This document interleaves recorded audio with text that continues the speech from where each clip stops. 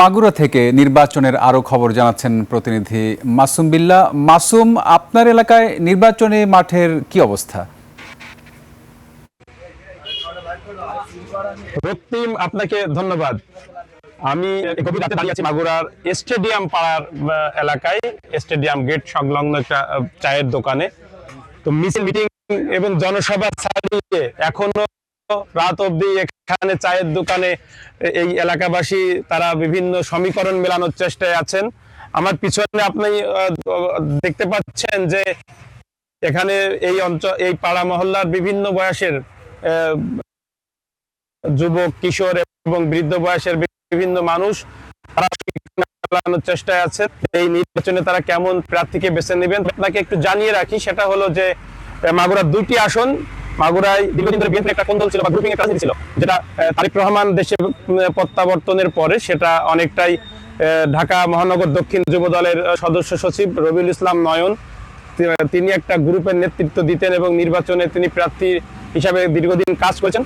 তো সবাই দ্বিধাদ্বন্দ্ব ভুলে এখন মাগুরার দুটো আসনই বিএনপির বিজয়ের জন্য একাত্মতার সাথে কাজ করে যাচ্ছেন।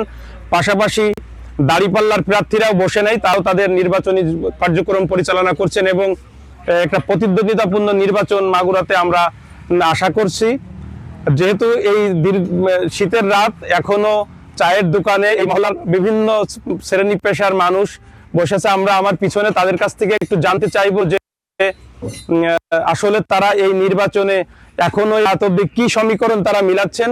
এখন আমরা একটু তাদের কাছ থেকে জানতে চাই, এই যে রাত অব্দি এখনো এই চায়ের দোকানে আপনারা বসে আছেন, তো এই নির্বাচনে কেমন প্রার্থীকে ভোট দিতে চাচ্ছেন বা আপনারা কেমন আশা করছেন নির্বাচন? আমরা মাগুরা স্টেডিয়ামের সামনে, এখানে বিভিন্ন শ্রেণী পেশার মানুষ এবং বিভিন্ন বয়সের মানুষ উপস্থিত আছেন। আমরা সমীকরণ মিলাচ্ছি মাগুরার উন্নয়নে কে ভূমিকা রাখতে পারবে, কে মাগুরার উন্নয়নে বেশি কাজ করতে পারবে, কে যোগ্য প্রার্থী, আমরা সেটা বিশ্লেষণ করছি। আমরা যোগ্য প্রার্থীকে ভোট দেব এবং ইনশাল্লাহ মাগুরার নির্বাচন প্রতিদ্বন্দ্বিতাপূর্ণ হবে। হ্যাঁ রক্তিম, শুনছিলেন যে এখানে ভোটারদের আকাঙ্ক্ষা, তারাও বলছেন যে এই নির্বাচন এবার মাগুরার দুটো আসন এখানে প্রতিদ্বন্দ্বিতাপূর্ণ নির্বাচন মাগুরাতে অনুষ্ঠিত হবে।